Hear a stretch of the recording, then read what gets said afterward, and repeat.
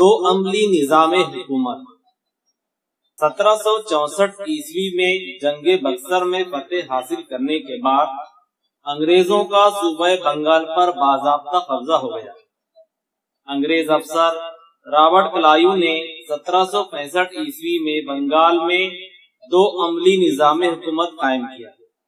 لگان وصول کرنے کا کام کمپنی نے اپنے ذمہ رکھا، لیکن امن و امان اور انتظامی امور کی ذمہ داری بنگال کے نواب کے سپرد کر دی۔ اسی کو دو عملی نظام حکومت کہتے ہیں۔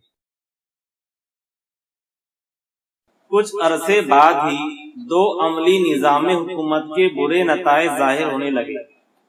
عوام سے بطور محصول وصول کیے ہوئے روپوں سے کمپنی کے افسران اپنی جیبیں بھرنے لگے۔ بھارت سے تجارت کرنے کا پروانہ صرف ایسٹ انڈیا کمپنی کو حاصل ہوا تھا، اس لیے انگلستان کی دوسری تجارتی کمپنیاں ان سے حسد کرتی تھیں۔ برطانوی ایسٹ انڈیا کمپنی کے بھارت میں کیے جانے والے کاروبار پر انگلستان میں تنقیدیں ہونے لگی، اس لیے انگلستان کی پارلیمنٹ نے کمپنی کے کاروبار پر قابو رکھنے کے لیے چند اہم قوانین بنائے۔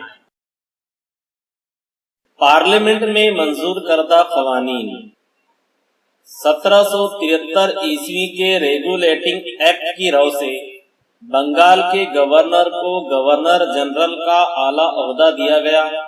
اس قانون کی رو سے Lord Warren Hastings governor general بن گیا۔ اسے ممبئی اور مدراس کے علاقوں کی پالیسیوں پر کنٹرول رکھنے کا اختیار دیا گیا۔ اس کی مدد کے لیے 4 اراکین پر مشتمل ایک کمیٹی بنائی گئی۔ ریگولیٹنگ ایکٹ کے بعد 1784 عیسوی میں بھارت سے متعلق پٹ کا قانون منظور کر لیا گیا، جسے پٹس انڈیا ایکٹ بھی کہتے ہیں۔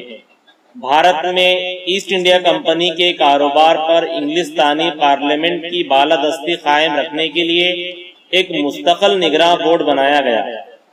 بھارت کے سیاسی معاملات میں کمپنی کو احکامات نافذ کرنے کا اختیار اس بورڈ کو دیا گیا، یعنی اس بورڈ کی منظوری کے بغیر کمپنی کسی بھی قسم کا فیصلہ نہیں کر سکتی تھی۔ ریگولیٹنگ ایکٹ اور پٹس انڈیا ایکٹ کے بعد 1813، 1833 اور 1853 عیسوی میں بھارت میں کمپنی کے کاروبار میں رد و بدل کرنے کے لیے پارلیمنٹ نے قوانین بنائے۔ اس طرح بھارت میں کمپنی کی انتظامیہ پر انگلستان کی حکومت کا بالواسطہ قبضہ ہو گیا۔ اس طرح انگلستانی پارلیمنٹ نے ایسٹ انڈیا کمپنی کے کاروبار پر مکمل کنٹرول حاصل کر لیا۔ برطانوی حکومت کی آمد کے ساتھ ہی بھارت میں نیا انتظام حکومت رائج ہوا۔ حکومتی کام کاج اور انتظامات کو بہتر انداز میں چلانے کے لیے انتظامی امور میں تبدیلیاں کی گئیں، جن کی بنا پر ملکی نوکرشاہی، فوج، محکمہ پولیس اور عدلیہ بھارت میں انگریزی حکومت کے 4 اہم ستون بن گئے۔ ملکی نوکرشاہی۔ بھارت میں انگریزوں کی حکومت کو مستحکم بنانے کے لیے انہیں نوکرشاہی کی ضرورت تھی۔ لارڈ کارنوالیس نے اس نوکرشاہی کی تشکیل کی۔ یہ ملکی نوکرشاہی انگریزوں کی انتظامیہ کا ایک اہم جز بن گئی۔ لارڈ کارنوالیس نے ایسٹ انڈیا کمپنی کے افسران پر پابندی عائد کر دی کہ وہ اپنی ذاتی تجارت نہ کریں۔ اس کے لیے اس نے افسران کی تنخواہوں میں اضافہ کر دیا۔ لارڈ کارنوالیس نے انگریزوں کے زیر اقتدار علاقوں کو انتظامی سہولت کی غرض سے ضلعوں میں تقسیم کر دیا۔ کلیکٹر ضلع کا حاکم اعلیٰ ہوتا تھا۔ محصول جمع کرنا، انصاف کرنا، امن و امان اور نظم و نسق قائم رکھنا اس کی ذمہ داری تھی۔ افسران کا تقرر مقابلہ جاتی امتحان انڈین سول سروس ICS کے ذریعے کیا جانے لگا۔ عزیز طلبہ، آگے بڑھنے سے قبل ہم ملکی نوکرشاہی کے متعلق اضافی معلومات حاصل کریں گے۔ اضافی معلومات۔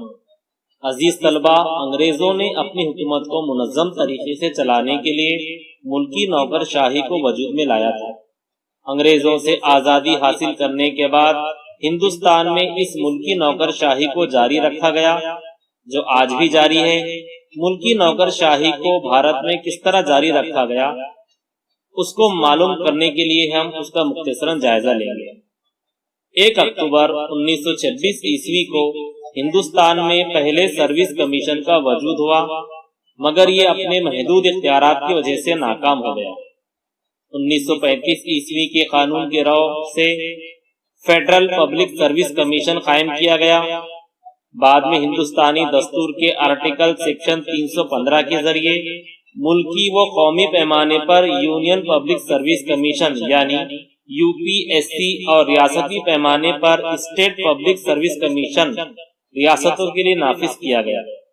ریاست مہاراشٹر میں یہ MPSC یعنی مہاراشٹر پبلک سروس کمیشن کے نام سے نافذ کیا گیا۔ ہندوستانی دستور 26 جنوری 1950 کو وجود میں آیا اور اسی کے ساتھ ساتھ یونین پبلک سروس کمیشن بھی ایک خود مختار قانونی جماعت کے طور پر وجود میں آیا، جس کا اصل مقصد اور ذمہ داری مقابلہ جاتی امتحانات کے ذریعے قومی حکومت کو مطلوب اہل انتظامی افسران کا انتخاب کرنا اور ان کے تبادلے اور ترقی کے لیے قوانین اور ضابطے تیار کرنا اور حکومت کو مناسب مشورے دینا وغیرہ تھا۔ اب ہم سبق کی اور بڑھتے ہیں۔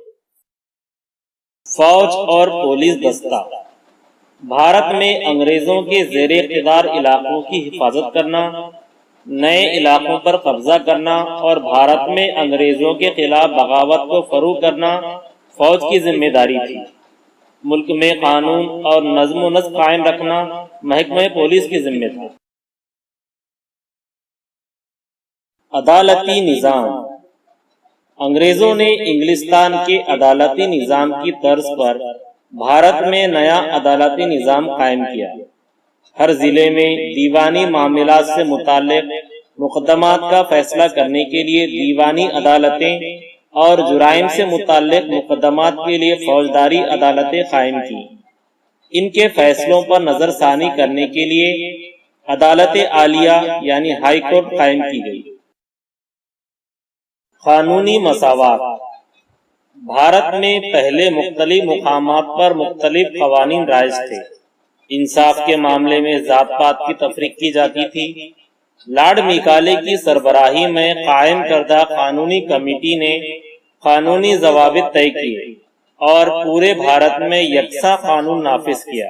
انگریزوں نے یہ اصول رائج کیا کہ قانون کی نظر میں تمام افراد مساوی ہیں۔ اس نظام میں بھی بعض خرابیاں تھیں۔ یورپ کے لوگوں پر مقدمات دائر کرنے کے لیے علیحدہ عدالتیں اور الگ قوانین تھے۔ نئے قوانین عام لوگوں کی فہم سے بالاتر تھے۔ عام لوگوں کے لیے انصاف حاصل کرنا بہت مہنگا ثابت ہوتا تھا اور برسہ برس مقدمات جاری رہتے تھے۔ انگریزوں کی معاشی پالیسی۔ قدیم زمانے سے ہی بھارت پر حملے ہوتے رہے ہیں۔ بہت سے حملہ آوروں نے اسی ملک میں بود و باش اختیار کر لی۔ وہ بھارتی تہذیب میں گھل مل گئے۔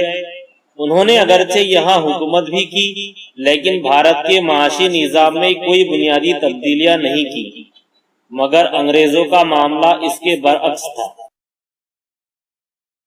انگلستان جدید ترقی یافتہ ملک تھا۔ صنعتی انقلاب کی وجہ سے وہاں سرمایہ دارانہ نظام رائج ہو گیا تھا۔ انگریزوں نے بھارت میں ایسا معاشی نظام قائم کیا جس سے ان کا معاشی نظام پھل پھول سکے۔ اسی وجہ سے انگلستان کو مالی منفعت حاصل ہوئی، لیکن ہندوستان کا معاشی استحصال ہونے لگا۔ لگان وصول کرنے کی پالیسی۔ انگریزوں کی عملداری سے پہلے معاشی نظام کے لحاظ سے دیہات خود کفیل ہوا کرتے تھے۔ کاشتکاری اور دیگر پیشوں کے ذریعے دیہاتوں کی ضرورتیں دیہاتوں میں ہی پوری ہو جایا کرتی تھی۔ زمین کا لگان حکومت کی آمدنی کا خاص ذریعہ تھا۔ انگریزوں سے پہلے کے زمانے میں زمین کا لگان فصل کی نوعیت کے لحاظ سے مقرر کیا جاتا تھا، یعنی فصل اچھی نہ ہونے پر لگان میں رعایت دی جاتی تھی۔ لگان زیادہ تر اناج کی شکل میں وصول کیا جاتا تھا۔ لگان کی ادائیگی کی تاخیر میں کسی بھی قسم کی کوئی کارروائی نہ کرتے ہوئے کسانوں کی زمینیں ضبط نہیں کی جاتی تھیں۔ آمدنی میں اضافے کے لیے انگریزوں نے محصول کے طریقہ کار میں اہم تبدیلیاں کی۔ انگریزوں نے زمین کی پیمائش کر کے زمین کے رقبے کے لحاظ سے لگان کی رقم مقرر کی۔ لگان نقدی کی صورت میں نیز مقررہ میعاد کے اندر ادا کرنا لازمی قرار دیا گیا۔ یہ قانون بنایا گیا کہ مقررہ میعاد کے اندر لگان ادا نہ کرنے کی صورت میں کسانوں کی زمینیں ضبط کر لی جائیں گی۔ لگان وصول کرنے کا انگریزوں کا طریقہ کار بھارت کے مختلف مقامات پر مختلف تھا۔ ہر جگہ کسانوں کا استحصال ہوتا تھا۔